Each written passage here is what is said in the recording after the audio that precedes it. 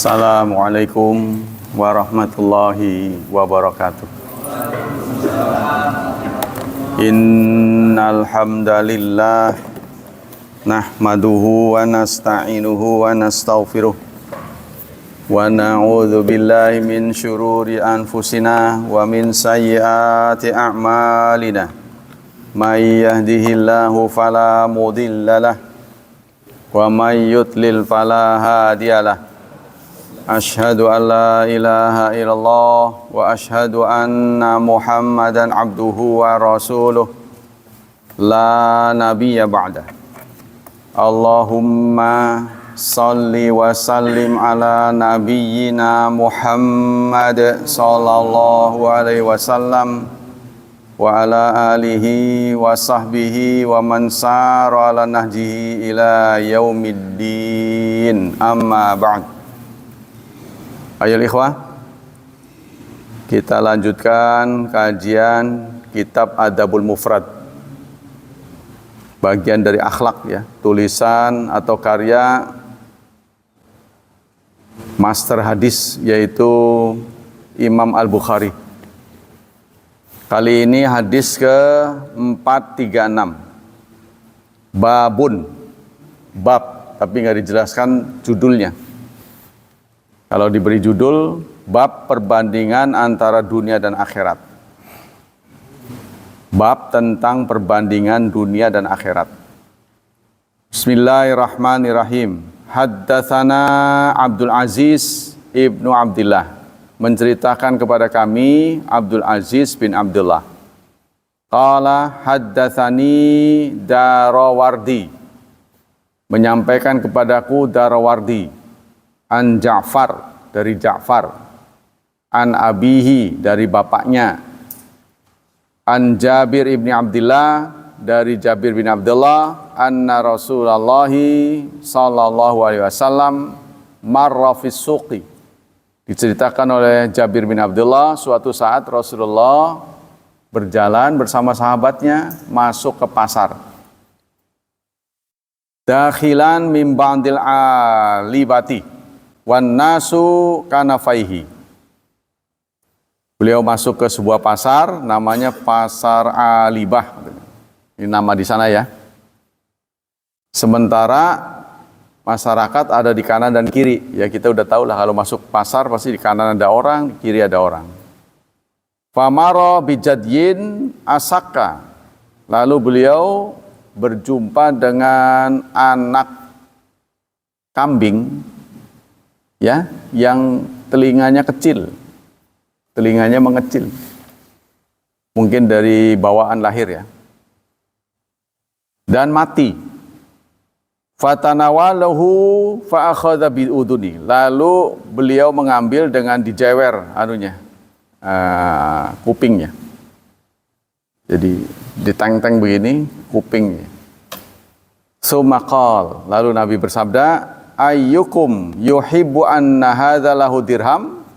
Siapa di antara kalian yang mau menukar ini dengan 1 dirham? Beli ini 1 dirham. 1 dirham itu sekitar 3 gram perak ya. Mungkin sekitar 250.000 ya sekarang ya. Perak juga udah lumayan harganya. Faqalu ma nuhib. Tidak ada yang mau, kata orang. Enggak lah. Annahu lana. Kami tidak mau. Siapa yang mau beli 1 dirham ini? Katanya. Murah kan, rekannya murah. Wa man nasma'u bihi. Kami enggak suka dan kami enggak tahu mau buat apa kalau dibeli. Ya anak itu belum pantas diambil dagingnya. Terus kecil gitu kan, cacat. Qala atuhibbu annahu lakum? Bagaimana kalau saya kasih aja? Enggak usah beli. Tak kasihin. Qalu la. Enggak ada yang mau itu. Lalu Rasulullah melanjutkan zalika lahum salasah. Rasulullah mengucapkan hal itu sampai 3 kali, menawarkan 3 kali. Qalu wallahi law kana hayyan lakana aiban. Fihi ana asak. Lalu Beliau berkata, kalau masih hidup, kambing ini cacat. Ya, namanya asak di sini katanya alladzi laisa lahu udzunan, katanya tidak ada telinganya. Jadi ada yang mengatakan telinganya kecil, jadi mestinya lebar, dia kecil. Jadi itu dijewer begitu. Qala fa wallahi, lalu Rasulullah melanjutkan, demi Allah, lad dunya ahwanu 'ala Allah min hadza 'alaikum. Sungguh dunia lebih hina ya daripada ini di sisi Allah. Di sisi Allah dunia lebih hina daripada ini. Ya, bahkan kamu dikasih aja nggak mau. Apa kesimpulan dari hadis ini? Wa fi hadzal hadis arada ayyubayyina lahum haqqaratad dunya. Pada hadis ini Allah ingin menjelaskan, Rasulullah menjelaskan tentang hinanya dunia. Jadi dunia itu hina kalau dibandingkan akhirat. Ya, jadi kalau dibandingkan dengan akhirat itu hina. Tapi kalau dunia saja tanpa dibandingkan akhirat, ya besar. Berapa banyak di antara kita mengejar dunia. Jadi artinya kalau bukan dalam skala perbandingan, apakah ini memberikan inspirasi kepada kita berpaling pada dunia, membelakangi dunia? Hadis-hadis seperti ini atau ayat-ayat seperti ini tidak memberi inspirasi agar kita membelakangi dunia. Ya, sebab kalau ini menginspirasi berarti orang Islam semuanya nganggur nantinya. Yang kerja pun minta berhenti. Lah buat apalah dunia? Begitu. Bukan, maksudnya bukan itu. Banyak orang salah paham. Jadi dunia itu hina jika dalam skala perbandingan dibanding akhirat. Contohnya begini. Kalau Anda menyewa satu tempat, ya harganya 1 triliun, luasnya itu semimbar ini. Anda menyewa tempat, berapa Pak? Disewakan gitu, 1 triliun. Bagaimana menurut Anda? Wih, gila itu Bang. Nah. Tapi kalau surga selebar ini, seluas ini, sepengimaman ini, 1 triliun, murah atau mahal? Menurut Anda, kenapa? Karena abadi. Coba sekarang kita nyewa di dunia nih, harganya berapa? Selamanya. Ya itu kan dihitungnya waktunya cepat, sebulan. Mereka mahal. Tapi kalau selamanya ya murah. Nah, di akhirat itu jika dunia dibandingkan dengan akhirat, iya. Tidak ada apa-apanya. Tapi kalau dunia dibandingkan dengan dunia, ya memang harus dicari. Ya, jadi hadis-hadis seperti ini tidak menginspirasi kita untuk meninggalkan atau menanggalkan dunia. Sebab kalau kita salah inspirasi, nanti sakit nggak mau berobat. Lah buat apalah dunia ini. Begitu nantinya. Anak istri kekurangan, ya buat apa dunia ini? Akan begitu nantinya. Ya, membuat kita hidup bermalas-malasan. Tuh, seperti yang jadi bosan hidup, ya kan? Jangan terinspirasi bosan hidup. Ku anfusakum, tetap jaga dirimu. Jaga dirimu, meskipun kita makin hari makin jelek, makin hari makin loyo, tetap harus dijaga. Ini kalau saya ngomong begini kadang-kadang nggak enak, saudara. Apalagi kalau hubungan suami istri. Kan saya sering ngomong, dibandingkan laki-laki dan perempuan, kalau perbandingan ini skala perbandingan, perempuan jauh lebih mampu bertahan kalau ditinggal pasangannya daripada laki-laki. Kan sering saya ngomong begitu. Jadi saudara, kalau melihat hadis-hadis ini atau ayat-ayat yang menganggap dunia itu hina, pasti kaitannya dengan akhirat. Contohnya, Wal akhiratu khairul laka minal ula. Akhirat lebih baik daripada dunia. Ya, pasti begitu di perbandingan skalanya. Tapi kalau dunia saja baik, dunia kan dua kekuatan dunia, yaitu kaya dan kuasa. Jadi kalau kita diomongi terus dunia itu hina, ini yang menyebabkan orang Islam menghindari kekuasaan, menghindari kekayaan. Mau kaya, nggak mau dia. Kalau Anda sudah kaya nggak mau ya bagus. Tapi kalau belum kaya, memang nggak bisa kaya itu mah. Seperti yang dilakukan oleh siapa? Abdurrahman bin Auf. Dia sudah kaya.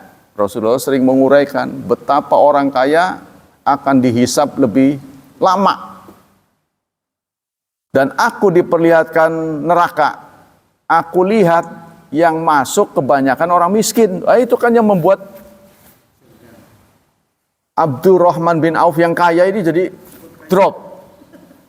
Waduh, begitu ya. Ya kalau di dunia sih ngantri sih nggak begitu masalah ya. Bisa masuk ke ruang ber-AC kan, yang penting dilihat ini nomornya berapa gitu kan. Anda tunggu di bank, Anda tunggu di fasilitas di dunia lah. Di imigrasi, orang datang duluan, dilayan dulu kebersihan nomor kan. Enak itu makanya ruangnya ber-AC. Lah di akhirat itu di neraka nunggunya. Itu persoalan. Ya ada snack segala. Ya kalau Anda pernah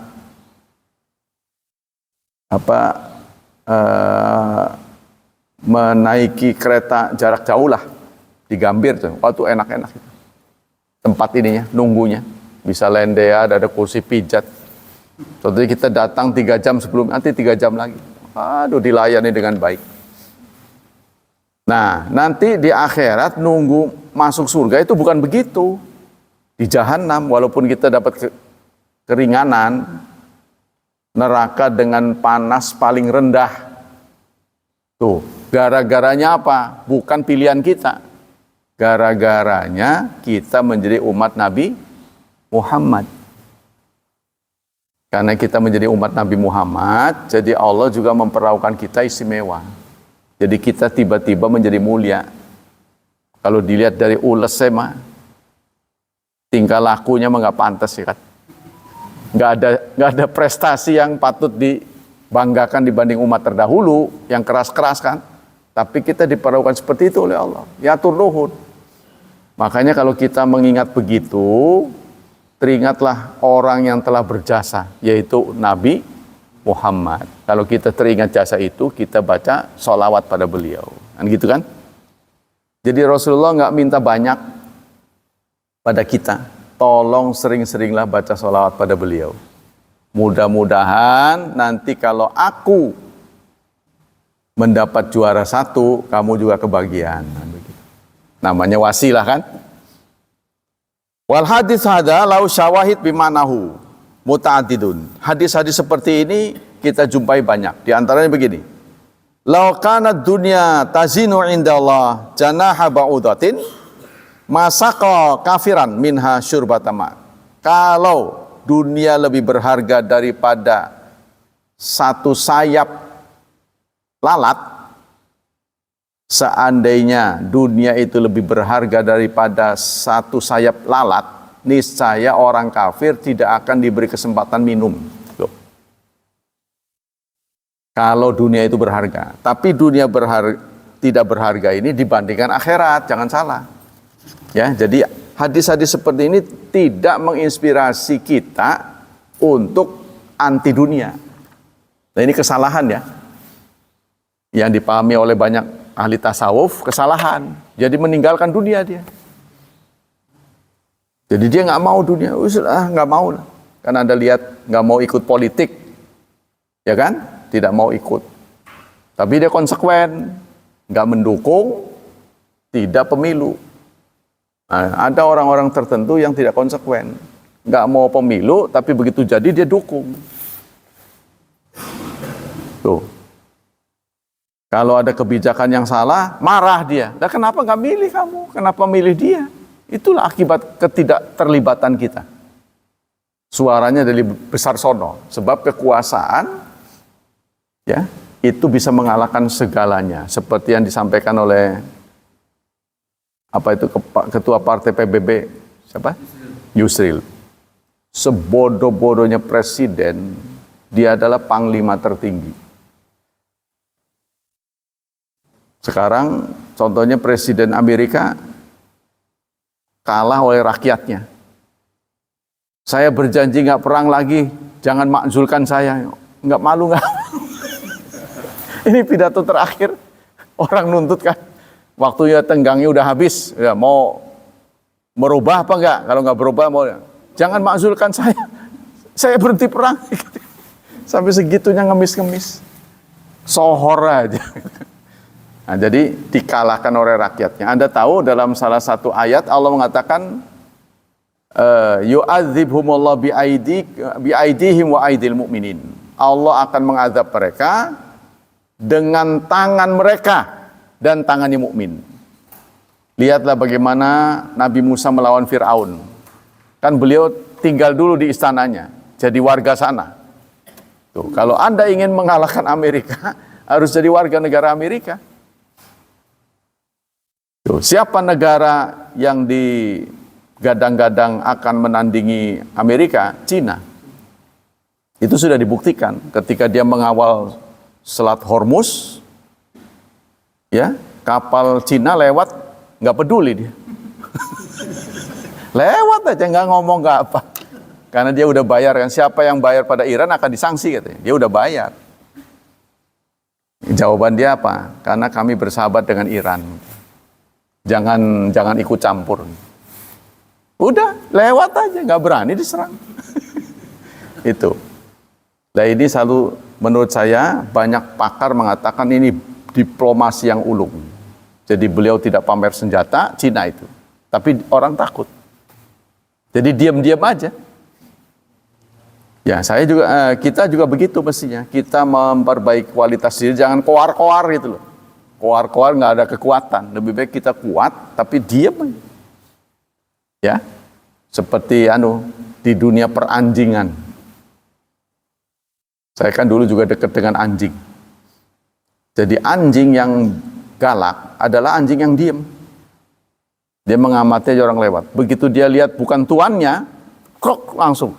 Nah, itu yang ditakuti orang, yang udah dilempar batu lari. Tuh begitu.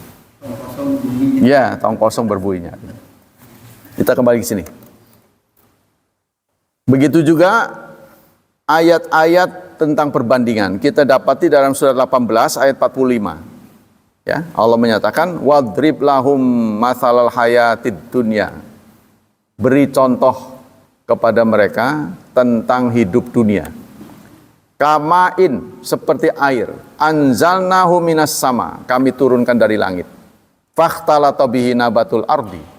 Lalu dia bercampur ke tanah, diserap tanah. Fa asbaha hasyiban. Setelah itu tumbuh.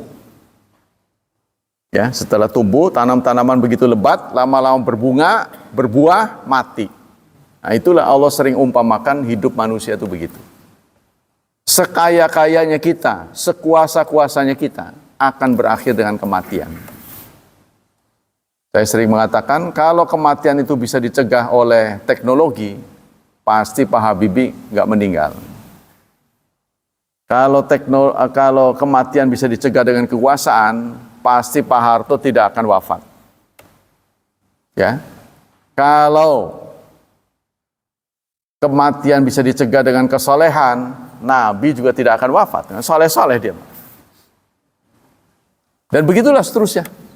Kuasa kaya itu tidak bisa mencegah seseorang dari kematian. Itu semua akan dialami oleh kita. Nah, yang kita bisa minta dari Allah Subhanahu wa taala, yang kesementaraan ini jangan berlanjut dengan sementara. Kita abadi di sana. Ya. Lalu Allah menyatakan fa asbaha hasyiman. Lalu tanaman itu kemudian kering, jatuh ke tanah, ditiup angin. Itulah hidup manusia. Kemudian juga dalam surat 57, surat Al-Hadid, Allah juga contohkan tentang dunia. I'lamu, ketahuilah, annamal hayatud dunya, sungguh hidup dunia, la'ibun, permainan, walahun, dan kesia-siaan, wazinatun, dan berhias, watafakhurun, dan pesohor-sohor, ya, watakasurun, dan mengumpulin doang, koleksi. Kita hanya mengoleksi. Jadi koleksi yang tidak akan dihisap. Anda boleh mengoleksi, koleksi Anda sebanyak apapun tidak akan dihisap. Buku, koleksi buku lah yang tidak akan dihisap. Tapi kalau Anda koleksi kontrakan, sana punya siapa? Pak Hilman. Situ Pak Hilman. Sebelahnya Pak Hilman. Belakangnya, waduh banyak itu. Itu nanti catatannya banyak di sononya, tapi belum tentu berakhir celaka, bukan? Belum tentu.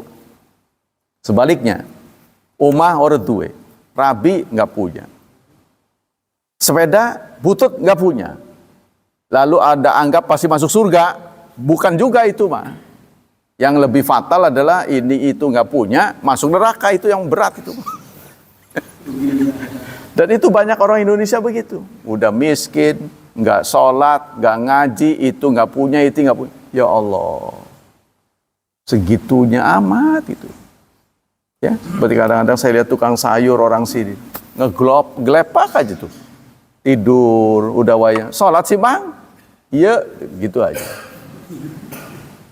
Kalau diborong pun nggak seberapa itu isi dagangannya, ngebelain gituan gitu, ya, meninggalkan akhirat. Ini kalau kaitannya dengan meninggalkan akhirat, tapi kalau bukan meninggalkan ya berharga, ya, bukan berarti menginisiasi kita untuk meninggalkan dunia, bukan. Nah, itulah ya hadis-hadis. Jadi apa kesimpulan dari hadis ini? Bayanu hakikat dunia, menjelaskan hakikat dunia. Hakikat dunia itu remeh jika dibandingkan. Jadi ada jikanya. Yang kedua, yang bagi al-insan ayasrifa awqatahu wa ayyamau fi ta'atillah. Jadi kalau kita tahu begini saudara, yang paling membuat umat Islam ini nggak maju ya adalah kemiskinan dan kebodohan. Sekarang ini dikeluhkan oleh para pendidik, terutama pendidikan agama, ya, yang mendaftar ke sekolah agama menurun drastis. Di mana-mana menjadi keluhan. Kenapa? Karena faktor ekonomi. Saya juga tanya orang pasar, bagaimana keramaian Ramadan tahun ini dengan yang di belakang? Menurun katanya. Saya tanya faktornya kenapa? Katanya faktor penurunan ekonomi global katanya. Bahasa orang pasarnya begitu. Banyak saingan kali. Iya Pak katanya. Banyak saingan karena orang-orang yang dulu kerja sekarang jadi jualan gitu. Yang dulu maksudnya pensiun. Ya kan? Yang ini ada juga jamaah sini yang rajin sabanan. Rajin itu. Nah, setelah dia buka warung, saya tanya kemana Pak? Sudah buka warung. Nggak kelihatan lagi. Ya bukan berarti di sini doang, tapi maksud saya nggak kelihatan di sini gitu. Jadi dia beli tempat di sana jualan. Karena kita nggak pernah tahu ajal kan? Kita nggak pernah tahu ajal. Tiba-tiba kita pensiun, umurnya masih banyak. Dan siapa yang ngasih itu? Untuk nafkah sehari-hari? Kan bingung kan? Nggak selalu uang pensiun itu bisa dimanfaatkan dengan baik. Karena dulunya nggak terbiasa dagang. Disuruh dagang, bangkrut kebanyakan. Beli angkot-angkotnya bobrok sampai, wah, nggak karu-karuan, tinggal spare partnya doang. Uang habis, setoran nggak ada, malah utang ke dealer tuh. Itu karena dulu dia nggak ngerti. Orang yang tidak punya fak diberi susah itu. Jangankan nggak punya uang aja kita bahasanya bingung ngegolenginnya di mana gitu. Kalau dipakai terus kan semakin menurun. Itu kebanyakan yang kita lihat terjadi. Tuh. Ya. Nah, yang lain-lain lah pokoknya banyak. Berapa banyak anak-anak orang Islam yang tidak bisa terbiayai. Bingung ketika ditanya, kamu kemana? Ya keinginan mah banyak, lebih biayanya ini. Nah yang susahnya lagi saudara, anak-anak orang miskin tumbuh menjadi anak yang bodoh. Keroknya begitu loh, keroknya. Seharusnya kan dia sadar diri kan, oh, orang tua saya kurang mampu, saya harus semangat. Sepertinya begitu. Kenapa? Karena dia berangkat gak ada sarapan. Ah males kalau begini. Tuh. Setiap dulu kan kalau Ahad itu sekolah. Sekolah sekarang mah diperainya hari Ahad, Jumat yang sekarang. Dulu Jumat yang libur. Setiap kedapatan hari Ahad sekolah itu kebanyakan tidur dia. Maka guru diturunkan meneliti. Kenapa ini anak laki-laki itu banyak tidur gitu? Ternyata dia malam itu balapan. Trek-trekan. Untuk apa dia trek-trekan sekolah? Bukan cari duit. Jadi dia berharap menang nanti dapat duit. Duit itu buat jajan. Ya Allah, kita sedih sekali mendengar begitu. Tuh, kebanyakan anak-anak kita tuh begitu. Makanya dia ketika pemerintah menggratiskan, apalagi ada MBG, mudah ke sana.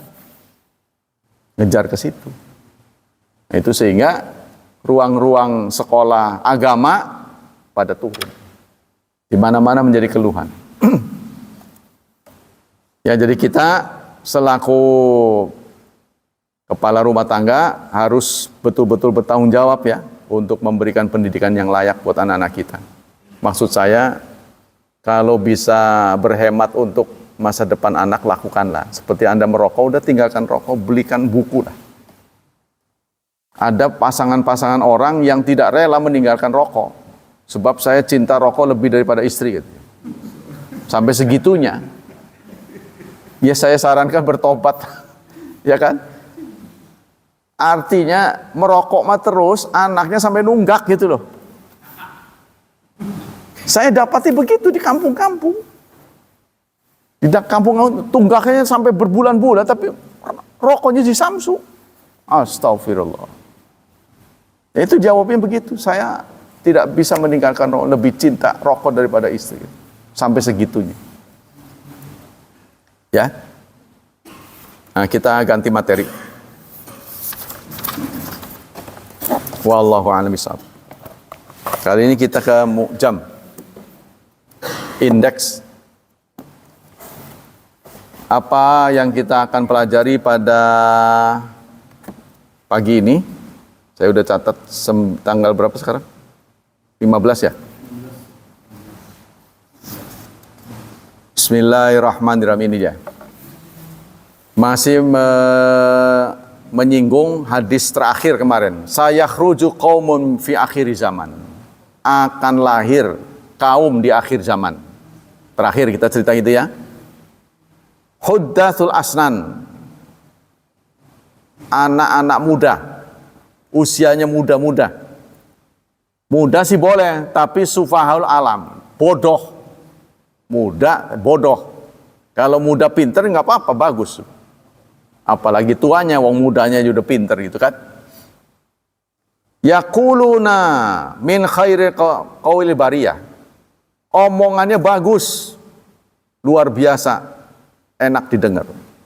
La yujawizu imanuhum jana jirahum. Hana jirahum. Tapi imannya hanya sebatas tenggorokan. Yamrukuna minad din. Dia menyobek agama sebagaimana anak panah melubangi sasarannya. Ya, jadi dia melubangi agama, mencacat agama.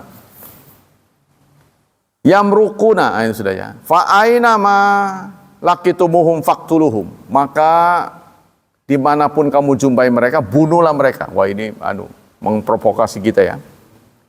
Fa inna fi qatlihim ajran liman qatalahum. Maka sesungguhnya membunuh mereka mendapat pahala. Tuh, jadi ini menginspirasi kita, jangan biarkan orang bodoh itu memimpin. Sebab kebijakannya itu akan merugikan kita. Wong sekarang aja kebijakan-kebijakan ini terlihat ya, yang menjadi produk sang jenderal ini mulai dipikirin kok begini ya. Yang terbaru adalah beliau meloloskan izin pesawat Amerika untuk melintasi langit Indonesia. Yang terakhir. Itu sudah diucapkan oleh Angkatan Darat. Angkatan Udaranya. Angkatan Udaranya udah ngomong begitu.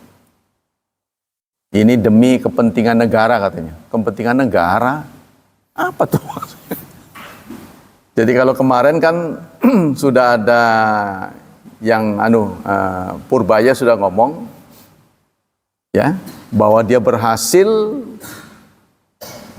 menyepakati Singapura agar setiap kepala negara yang akan keluar negeri tidak usah izin Singapura lagi.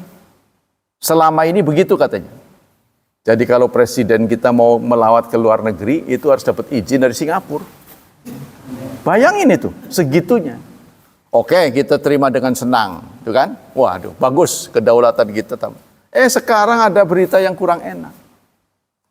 Bahwa pemerintah Indonesia sudah mengizinkan langitnya untuk dilintasi oleh pesawat Amerika. Tapi ya bahasanya Amerika doang. Karena kita nggak bisa melarang. Nggak bisa melarang. Nggak diizinkan, tapi masuk. Tapi saudara tahu nggak? Kurang lebih ya, kalau menurut pantauan saya. Saudara tahu nggak kenapa pemerintah selama ini kelihatannya memihak pada Amerika? Kira-kira saudara tahu nggak? Karena Donald Trump banyak investasi di Indonesia. Jadi kalau sampai dia cabut, kita akan kolaps. Contohnya di Bali, pariwisata Bali itu banyak punya dia.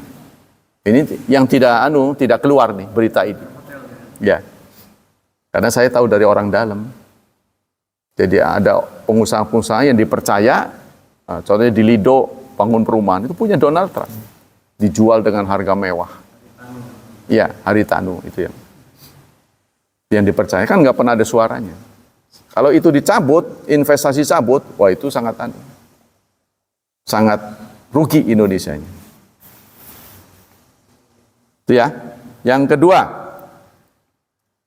asyuhada arba'atun. Orang yang syahid ada 4. Rajulun mu'minun jayyidul iman. Seseorang yang bagus imannya. Laqiyal adwa, dia menghadang musuh. Fasadaqallah hatta qutila. Lalu dia membenarkan sampai terbunuh. Jadi Anda harus tahu yang namanya perang itu izin negara ya. Tidak boleh kita berangkat sendiri. Saya mau perang, nggak bisa. Itu yang sementara ini dipahami oleh otak-otak teroris. Dia kira dengan berangkat saya mau perang. Nggak bisa tanpa izin negara. Yang namanya perangnya negara. Kalau Anda perang dengan tetangga, itu berantem namanya. Kalau rada banyakan tawuran. Tapi kalau sendiri-sendiri namanya berkelahi. Bukan perang itu. Perang itu antar negara dan seizin negara. Tanpa izin negara nggak bisa. Nggak ada sejarahnya. Sahabat berangkat sendiri nggak ada.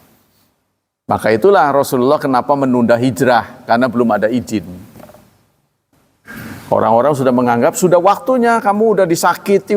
Ngapain lagi sih mempertahankan Mekah? Belum ada izin. Tuh. Ya karena perhitungannya menyeluruh. Kalau bakal kalah lebih baik ngalah dulu kan. Daripada kita malu. Ya seperti sekarang ngaku-ngaku menang. Melawan Iran menang. Buktinya keok. Tapi kan dia malu kan. Supaya menutup kemaluan dulu kan ada ditampilkan kalah perang ke Vietnam. Tampil apa tuh? Rambo. Itu orang Amerika begitu tuh. Membohongi orang. Nah ini juga kalah dengan Iran. Dia ngomong, kami sudah menang katanya. Wah, gitu. Bahasanya begitu ya. Tapi kalah orang-orang Amerika udah cerdas. Mungkin akan bisa, menurut saya, Amerika dikalahkan oleh rakyatnya sendiri. Maka kita harus perbanyak muslim-muslim. Kan sudah ada wali kotanya ya, wali kota New York, muslim kan? Iya, Los Angeles ya. Nah itu kalau tiap itu muslim, kayaknya bisa. Kita lanjutkan. Yang selanjutnya adalah yang patut kita cermati nih. Tolaqa rajulun miratahu. Suatu saat ada seorang sahabat mencerai istrinya. Ya. Ini yang dari bacaan-bacaan yang menarik saya sampaikan pada saudara. Fatazawajat jauzan ghairah. Maka si mantan istrinya itu menikah dengan yang lain. Menikah lagi. Fatalaqaha, lalu dicerai lagi oleh yang kedua. Ya, sama yang baru. Faqalat ya Rasulullah inna zauji talaqani. Perempuan itu datang pada Rasulullah, ya Rasulullah, saya sudah dicerai oleh suamiku. Wa ini tazawazu zauzan ghairahu fadakhalabi. Jadi saya sudah bercerai, lalu saya menikah lagi dan saya dicerai lagi. Tuh. Kenapa saya cerai pada dia? Walam yakun ma'ahu ila mithlul hutbah. Karena dia mah seperti hutbah. Nah, hutbah itu sahabat itu mengeluarkan bajunya, ujung bajunya lalu dipegang sininya. Apa yang terjadi? Ini ada baju panjang nih, ujung baju panjang terus dipegang ini. Apa yang terjadi? Ini menunduk begini kan? Ngerti nggak? Iya, tapi dia nggak ngomong terang-terangan. Cara sahabat ingin memberitahu impoten tuh begitu. Jadi ini ujung baju nih kan panjang nih, dipegang sininya kan dinunduk tuh. Dia mau begini ya Rasulullah begini. Jadi nggak belak-belakan. Ceritanya begitu. Falam yuqarbi ilahinnatan wahidatan. Dia tidak mendekatiku kecuali seperti seekor ayam betina. Cuma nempel doang. Ngerti nggak ayam tuh? Tut, udah. Jadi dia cara anunya ngomongnya begitu. Jadi nggak ngomong saru ya. Jadi dia bahasa kiasan-kiasan. Apakah pengaduan dari perempuan ini diterima? Lam yasil ila syai'. Nah, kata beliau, tidak menyentuh apapun pada diriku. Seperti ayam ya Rasulullah. Nempel doang udah katanya. Fa'ahala li zautil awal, bolehkah saya balik ke yang pertama? Nah ini pasti kalau dibaca dari redaksi, ini tolak 3. Talak 3. Jadi suaminya mentalak 3, lalu perempuannya kan tahu hukum, dia cari suami lagi. Nah, itu kan? Nah suami yang kedua ini diadukan pada Rasulullah, saya udah cerai pada dia, saya mau balik lagi boleh nggak ke sana? Gitu kan? Kan Rasulullah diminta fatwanya, karena beliau kan hakim kan? Faqala la tahilin li zauzika al-awwal hatta yadhukal akharu usailataka wa tadhuki usailatahu. Tidak boleh. Ya. Kamu baru boleh kembali kepada yang awal setelah ia merasakan kelezatan tubuhmu. Kalau di sini bahasanya madu. Madu kamu merasakan manis madumu dan kamu merasakan manis madunya. Kalau di sini ceritanya pendek. Ini terjadi pada siapa lupa ya saya. Rifa'ah Abdurrahman bin Auf, ini kejadiannya. Jadi istrinya ngadu pengen cerai dari Abdurrahman. Tadinya dia punya suami namanya Rifa'ah. Lalu tadi kejadian itu ditalak 3, dia menikah dengan Abdurrahman bin Auf, ngadu kepada Rasulullah, saya udah nggak betah sama Abdurrahman bin Auf. Karena begitu dia ngeluarin kain.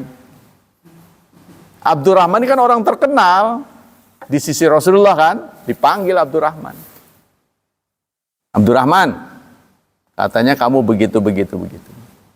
Di depan istrinya. Abdurrahman, kamu punya anak nggak? Punya. Ah, kamu bohong. Ngerti nggak? Ketika si Abdurrahman, kamu punya anak kandung nggak? Punya saya. Berarti kamu bohong. Rasulullah langsung menuju ke perempuan. Kamu bohong. Sebab Abdurrahman mengatakan begini, ya Rasulullah, dia menikahiku dengan cinta sana. Jadi sebenarnya dia cintanya ke sana, tapi dia menikahiku. Iya, dia hanya siasat aja. Gitu maksudnya, Abdurrahman ingin mengkecewa gitu. Dia mah nggak ada perasaan apa-apa ya, diperlakukan begitu, dia seneng-seneng aja. Nggak taunya diadukan pada Rasulullah, kan cukup malu itu kan. Ya. Tapi kamu punya anak? Punya. berarti kamu bohong. Maksud saya, kalau impoten mana mungkin nggak punya anak. Berarti kamu bohong. Terus Abdurrahman nanti di hadis yang lain mengatakan, ya Rasulullah, saya itu seperti panah yang menembak kulit, katanya. Kata si Abdurrahman. Maksudnya apa? Lancar. Untuk menjawab dia, kan dia ngomong kan seperti baju. Nah, dia juga punya lagi, kias. Saya makanya panah menembak kulit, katanya. Jos. Gitu. Jebol.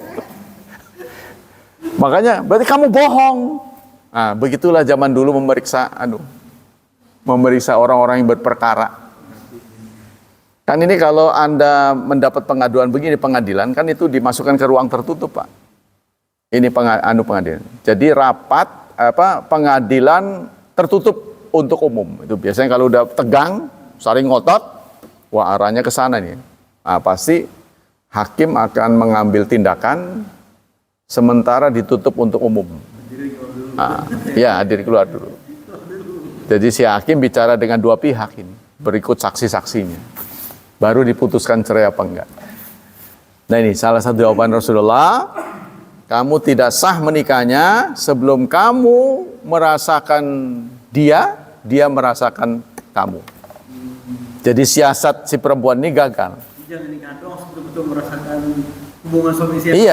Iya kata dia jawabnya, saya udah berusaha tapi dia kayak baju itu yang dia bilang begitu, terus seperti ayam betina meper-meper doang begitu.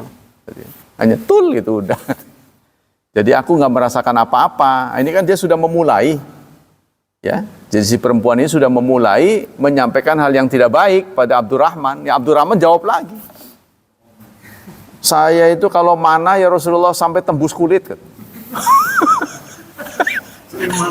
Jos. Sampai bolong katanya. Iya. Berarti kamu bohong. Kamu punya anak Abdurrahman? Punya saya. Ya nggak mungkin berarti. Harus secara alamiah. Tapi kalau tanpa janji bisa, Pak. Contohnya begini, kalau kita mendapati pasangan karena kecerobohan ngomong, ya sampai berkali-kali cerai. Tapi kita lihat maslahatnya mereka bersatu lagi. Kita berinisiasi udah, saya nikah sama perempuan itu. Tuh, inisiasi saya nggak ada adegan berkomplot tidak. Inisiasi saya ya udah setelah saya berhasil bersebadan dengan perempuan itu saya ceraikan. Membantu. Nah, ini kalau tidak ada nego, tidak ada sekongkol dalam Islam boleh. Sama dengan bayar utang lah. Orang bayar utang kita tidak ada nego apapun, ada tambahan. Tapi berhubung kita tahu nilai mata uang itu merosot, utang 1 juta 10 tahun yang lalu bayar lagi 1 juta, kan 1 juta sekarang dengan dulu beda. Ya rugilah kalau begitu, memang 1 juta juga, cuma kan apa yang dulu bisa dibeli nggak bisa dibeli sekarang dengan 1 juta itu. Nah kita tambahin tanpa perjanjian dari dia. Nah, itu boleh, namanya ihsan. Gitu. Kita harus tahu diri ya, karena mata uang di zaman Rasulullah kan cenderung flat, stabil. Kalau rupiah kan dulu bakwan harganya 1.000, lah sekarang parkirnya udah nggak dapat. Dulu parkir 500, sekarang udah 2.000 pun udah matanya melotot ya. Kalau lama mah. Iya. Sekarang Anda masuk mall tuh pakai motor aja bisa keluar 10.000. Iya di waktu. Ya kan? Nah, contohnya. Lalu hadis yang lain, as-sholatul lail masna. Sholat malam itu 2-2. Jadi Rasulullah itu kalau sholat malam tidak pernah berhitung. Yang ngitungan Aisyah. Nggak pernah lewat dari 11 rakaat. Tapi Rasulullah dirinya nggak pernah ngitung. Ya soal kita, lalu kita ngitung apa nggak? Ya terserah Anda. Itu. Kalau Rasulullah nggak pernah ngitung, begitu udah dekat subuh, beliau akhirkan dengan 1 rakaat. Ya. Fa idza khifti subha, apabila kamu takut subuh, fa'autir biwahidatin, maka witirlah satu. Tuh, ini sabda Rasulullah. Waja'al akhira salatika wikra, dan jadikanlah witir akhir solatmu. Usahakan begitu. Terus hadis berikutnya, ad-diyafa salah satu ayam.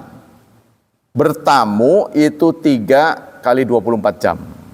Ya, aturan bertamu. Jadi apa saja diatur dalam Islam. Jaizatuhu. Nah, terus jaizatnya, apa jaizah? Yaumun wajibnya itu. Wajib, apa wajibnya? Wajibnya sehari semalam. Jadi wajibnya sehari semalam. Jadi kalau tamu itu sudah sehari semalam, kita pas nggak mampu, kita boleh keluarkan. Tapi sunnahnya sampai 3 hari 3 malam. Nah, setelah biasa para sahabat itu katanya begitu, punya kebiasaan sudah 3 hari 3 malam baru ditanya mau apa. Jadi sepanjang dia masih di bawah 3 hari nggak pernah ditanya, ya udah ngobrol-ngobrol aja terus. Kita mah nggak tahan, mau apa nih baru semenit juga. Ada apa nih kesini? Karena kita memang dibuat begitu, terutama waktu rame-rame teroris itu. Kan dulu kan namanya masjid tuh nyaman ditinggali, nginep juga nggak masalah. Ya kan? Tapi suatu saat karena terjadi gerak-gerik yang mencurigakan, ada orang bawa sesuatu pasti kan diperiksa. Ya kan? Nah itulah kita mulai curiga pada tamu. Baik, demikianlah hadirin hafizani hafizakumullah kajian pagi ini. Semoga Allah melimpahkan pahala yang berlipat ganda untuk kita. Semoga Allah tetap menjaga dan melindungi kita dari wabah dan fitnah, dari syubhat dan syahwat. Dan kita selalu berdoa, semoga hidup anak-anak kita dimudahkan, diberkahi, serta ditakdirkan Allah menjadi hambanya yang saleh dan salihat. Subhanakallah wa bihamdika, asyhadu an la ilaha illa anta astaghfiruka wa atubu ilaik. Wassalamualaikum warahmatullahi wabarakatuh.